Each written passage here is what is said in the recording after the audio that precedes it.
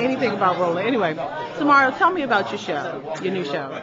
My show is called Mario's Greenhouse, and I thought it would be interesting to take a subject that's usually a pretty heavy, dark subject, like climate change, and see if we can connect the dots between cause and effect. Cause, the way we live, and effect, what we're seeing in our environment. And we've got to start thinking, especially for people of color, what that means. Because a lot of times people of color think, well, I got other issues. I got to feed my kids. I got to get someone to school. I got to do this. But we know this.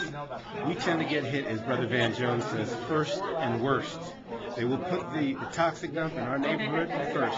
They'll put that cell phone tower in our neighborhood first.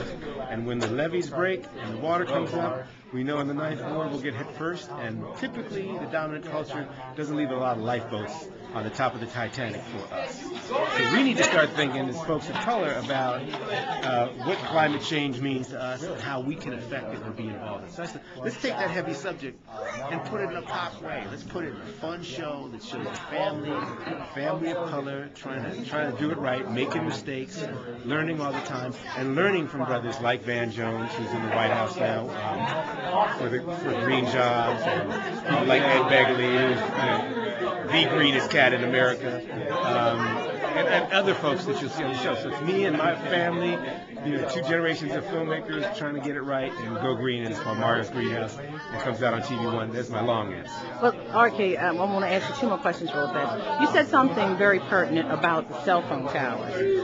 In urban areas, in churches, and in schools, we are finding this. And there allegedly is, supposedly in the laws for these that are allowed to go up, that there's a certain amount that is allowed to be emitted of radiation from these cell phone towers. What do you know about these cell phone towers and the fact that they are going up in these communities and efforts to stop this? Do you know anything about that?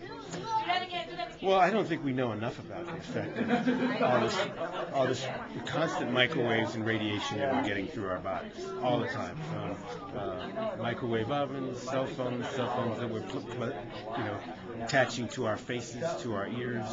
We don't know enough, but we tend to be the guinea pig. You look at the Medgar Evers story, and you look at the Tuskegee Airmen.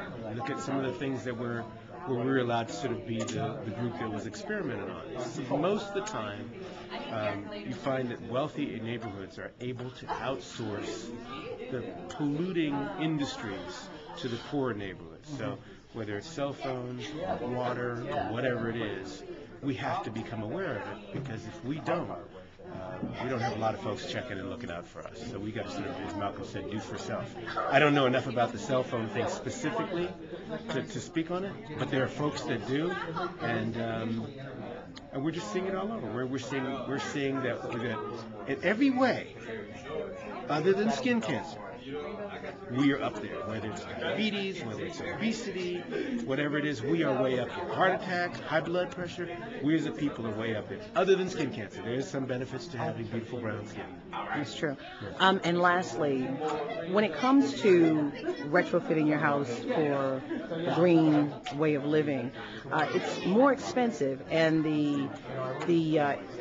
I guess the value, you won't receive your value of what you've done for about 20 years down the road. How can you make a black family think this is really going to be worth their while economically? I mean, the supply is there, but the demand is down. I mean, going from electricity to solar and things of that nature, that's a lot of money that you're putting out, and you're not going to see the benefit for a while. Yes and no.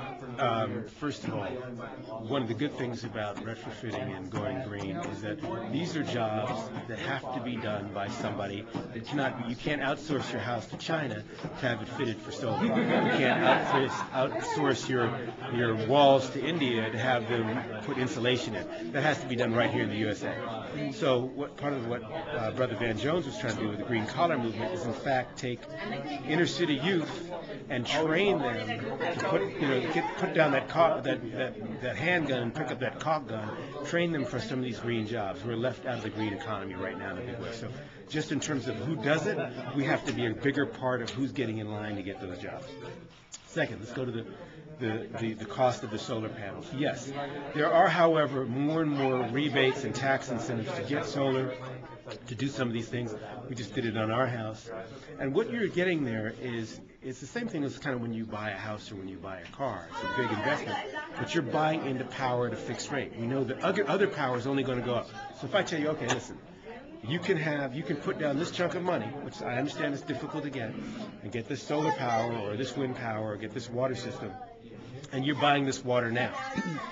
Because you know the future, it's not going to get cheaper. It's going to get more expensive. So we're buying in energy at a flat rate where we say, okay, down the line, this energy is still going to cost me this, versus not, and buying it in an escalating rate. So I've lived in this new house, which we greened up in 2 years. I'm already saving on my water bill in a big way because we have a water system.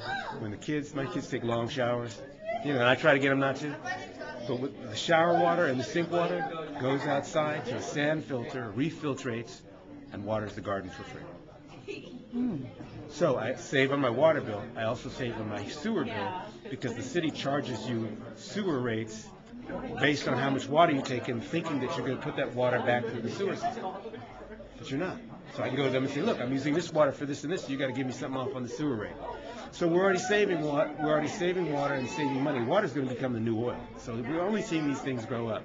Going up in prices. So yes, sometimes it's a bigger outlay, but there's all kinds of rebates you can get, tax incentives you can get, and you need to have someone come in and really look at your home and do it.